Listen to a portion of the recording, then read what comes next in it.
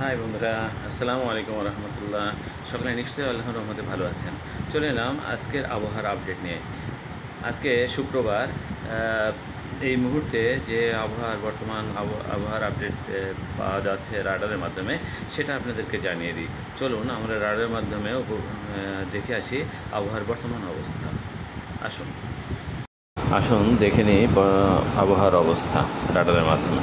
উপগ্রহ চিত্রের মাধ্যমে দেখতে পাচ্ছেন আপনারা যে বাংলাদেশের উপরে মেঘের পরিমাণ খুবই কম, কোথাও কোথাও ছড়িয়ে ছিটিয়ে আছে কিছুটা মেঘ।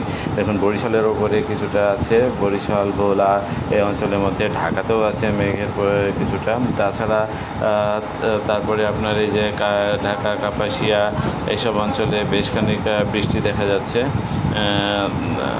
ধামরাই, এইসব অঞ্চলে দেখুন এই যে মেঘ আছে এবং এখানে বৃষ্টিও হচ্ছে মনে হচ্ছে। কাশিমপুরের এই অঞ্চলটাই, এই যে অঞ্চলটায় বৃষ্টি হচ্ছে মনে হচ্ছে। তাছাড়া আপনার এই অঞ্চলগুলোই মেঘ, ময়মনসিংহর আশপাশের এলাকা, আর সেই সাথে সাথে একেবারে সামুদ্রিক এলাকা যেমন শ্যামনগর, সাতক্ষীরার আশপাশ, খুলনা এইসব অঞ্চলে বৃষ্টির মেঘ দেখা যাচ্ছে এবং বৃষ্টিও হচ্ছে মনে হচ্ছে। আর তারপরে আমাদের পার্শ্ববর্তী রাষ্ট্র কলকাতার আশপাশে যেমন এই যে এইসব অঞ্চলে দেখুন বৃষ্টি হচ্ছে। জয়নগর, মির্জালপুর, তারপরে এইসব অঞ্চলে দেখুন বৃষ্টি হচ্ছে। তাছাড়া মোটামুটি বাংলাদেশের অন্যান্য অঞ্চলের আকাশ ক্লিয়ার, এবং যদি কোথাও বৃষ্টি হয় তাৎক্ষণিকভাবে মেঘ সৃষ্টি হয়ে বৃষ্টি হতে পারে।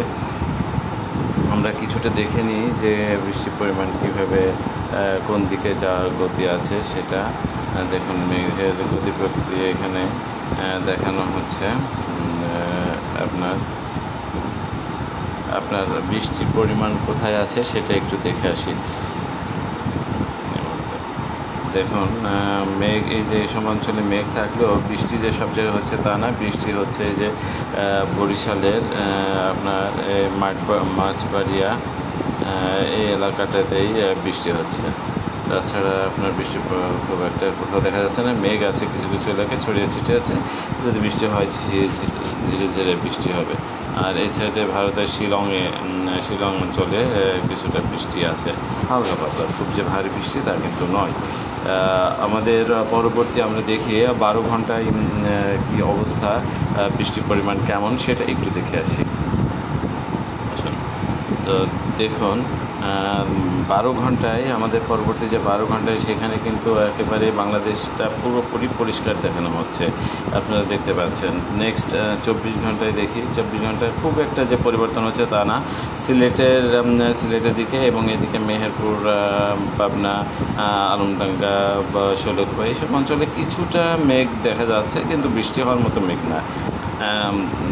যদিও বৃষ্টি কোথাও হয় তাৎক্ষণিকভাবে মেঘ সৃষ্টি হয়ে দেখা যাচ্ছে ঝোড়ো হাওয়া বা বজ্রবিদ্যুৎ সহ বৃষ্টি হতে পারে কোথাও কোথাও। নেক্সট 3 ডেজের অবস্থা আমরা দেখি। নেক্সট 3 ডেজেও প্রায় একই রকম অবস্থা, সামান্য একটু ছিটে ফোটে মেঘ হবে সিলেট, এছাড়া খুলনা, বরিশাল, আমাদের সমুদ্র তীরবর্তী অঞ্চলগুলোতে।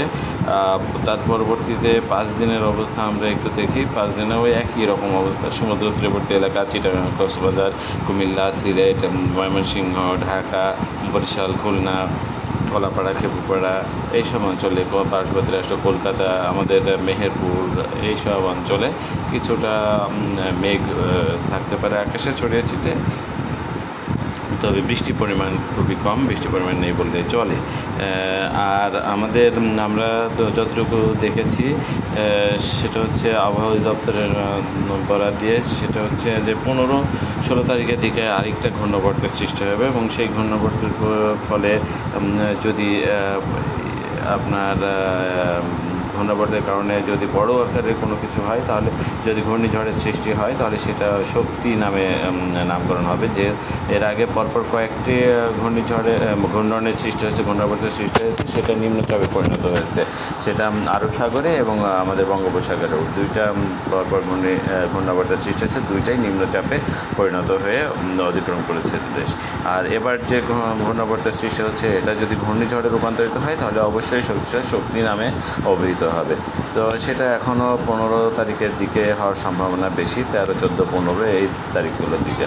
তো পরবর্তীতে জানানো যাবে। আচ্ছা, তো আজকে এ পর্যন্ত রাখি। ধন্যবাদ সকলকে। আসসালামু আলাইকুম ওয়া রাহমাতুল্লাহ।